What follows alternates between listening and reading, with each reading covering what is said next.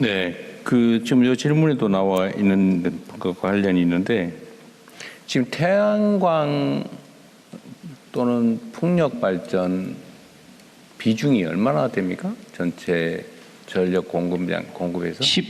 평균 11%까지 올라왔습니다. 11. 네, 아직은 뭐 약소합니다. 그 중에 태양광하고 풍력 비율은요? 태양광이 압도적으로 많습니다. 압도적으로 많겠죠, 아직. 네. 근데 이 태양광은 해 뜨고 지기 전까지 그렇습니다. 그 중에서 낮 시간에 또 집중되겠죠. 네. 폭염 시간에는 오히려 전력 발전량이 많겠죠.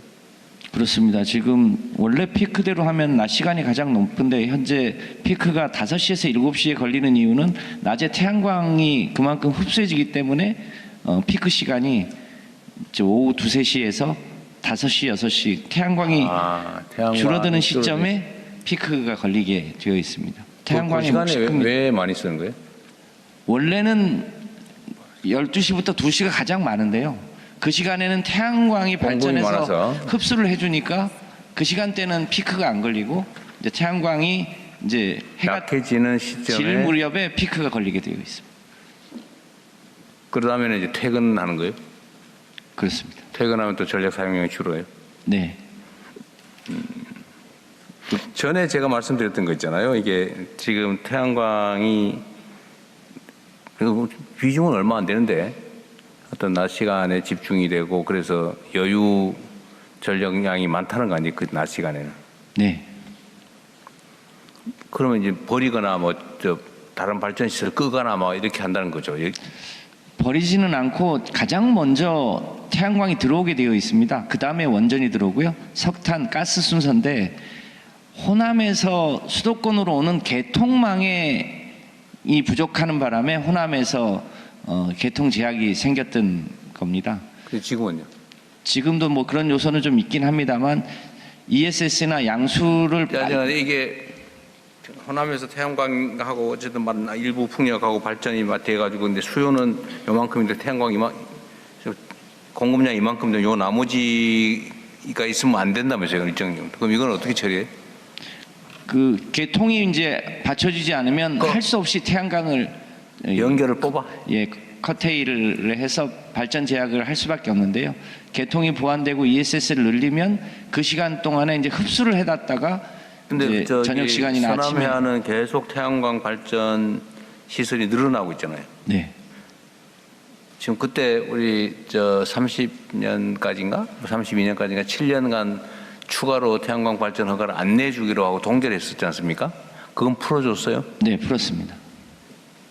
그거는 이제 허가 받아놓고 실제로 안 쓰는 것들을 털어가지고 지금 해상 풍력이 먼저 잡아놨던 것들이 있는데 해상 풍력이 늦어지면서 그거는 일정하게 풀었고요.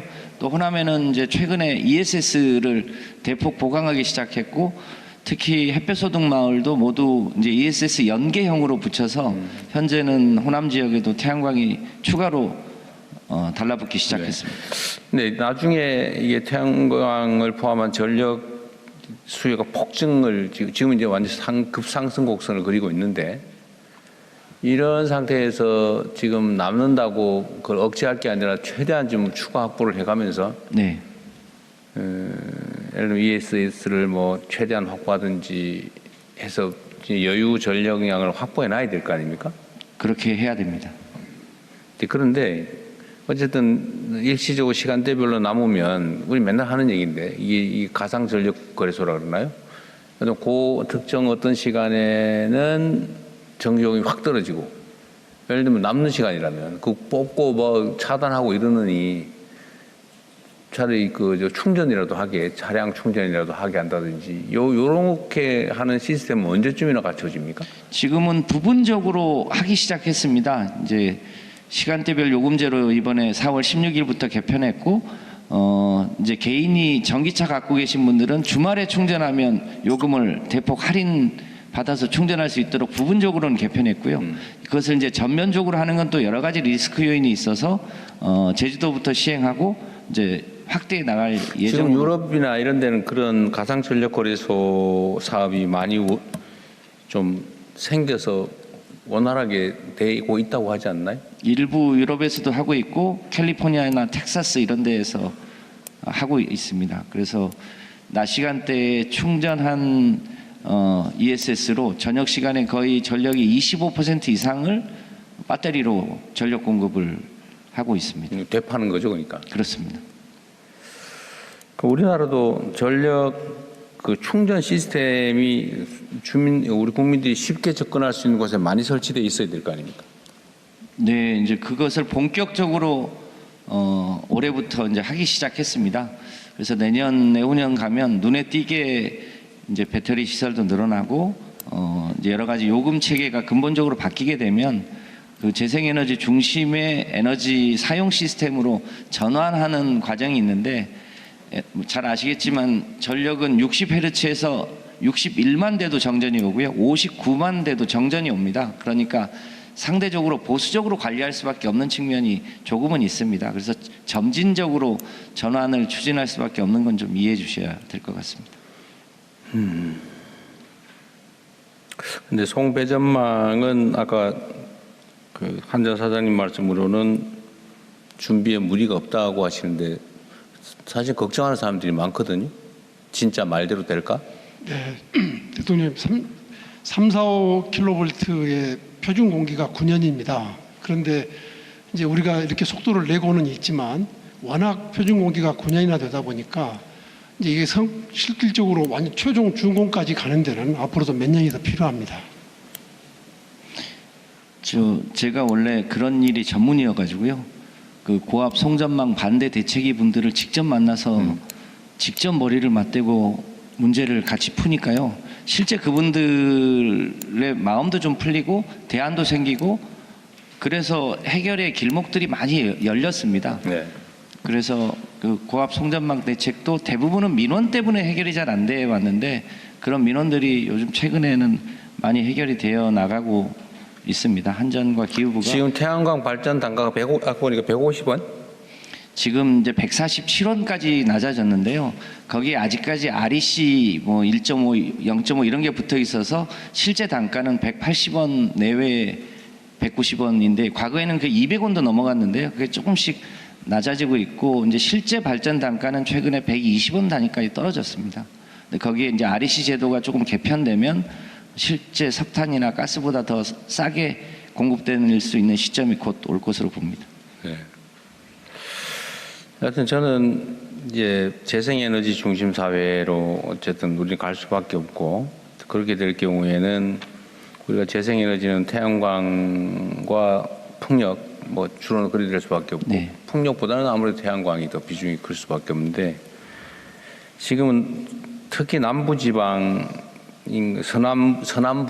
서남부지방은 인구도 줄어들고 농지들 중에 상당수는 지금 사용되지도 않고 방치되어 있고 그런데 농지든 토지 이용도 활용도 측면에서는 농업보다는 태양광 사업이 훨씬 더 효율이 높지 않습니까? 네. 근데 그 기회를 전력 송배전망을 잘 깔아주면 내가 원래 살던 고향으로 되돌아가서 옛날에 감자 농사 지었다가 좀 안 돼서 서울로 왔지만 이제 태양광 농사를 지으면 서울서 일하는 것보다 훨씬 더 많이 벌 수 있다. 또 편하게.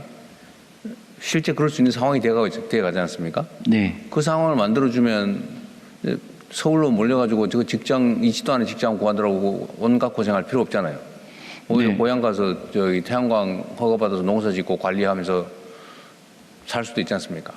그게 태양광의 공급도 늘리고 또 지역 소멸도 막고 사람들 일자리도 만들고 수도권 집중도 완화하고 여러 가지 측면에서 반드시 해야 될 중요한 과제인데 그게 지금 우리 장관님 손에 달렸어요. 어제도 순창 군수가 찾아와 가지고요. 농촌 기본소득에다가 햇볕 소득 마을 사업을 얹히고 이제 가정용 태양광도 이제 남으면 그 현금으로 정산하는 방식으로 하고 그러면서 농사 지으면 이제 고추장 동네였던 순창도 우리도 해볼 만하다. 자기가 왜 진작 이 일을 안 했을까? 싶다고 하면서 본격적으로 그 일을 해보고 싶다고 좀 도와달라고 그러니까요. 하던데요. 지금 지방의 자치단체, 지방 정부가 모두 다 이 부분에 대한 관심이 많이 늘어서 햇볕소득 마을을 중심으로 여러 가지 사업을 붙이고 거기에 이제 개통망을 제때제때 붙여주면 굉장히 지역이 소위 에너지 기본 소득을 높일 수 있을 거라고 봅니다. 네. 근데 거기에 핵심은 하여튼 송배전망, 또 전력망과- 지능형 송배전망이겠죠. 전력망과 ESS. 네. 지금 매우 중요한 관련성들이 있으니까 잘 챙겨주십시오. 그렇게 하겠습니다. 자, 또 이거 준비하느라고 다들 고생하셨고요. 어쨌든 여러분들이 열심히 해주신 덕에 대한민국 국가의 모든 측면에서 많은 개선들이 이루어지고 있습니다. 우리 국민들 삶을 책임지는 매우 중요한 일들을 맡고 계시니까 지금까지도 잘해 주셨지만 앞으로도 최선을 다해 주기 바랍니다. 고생하셨습니다.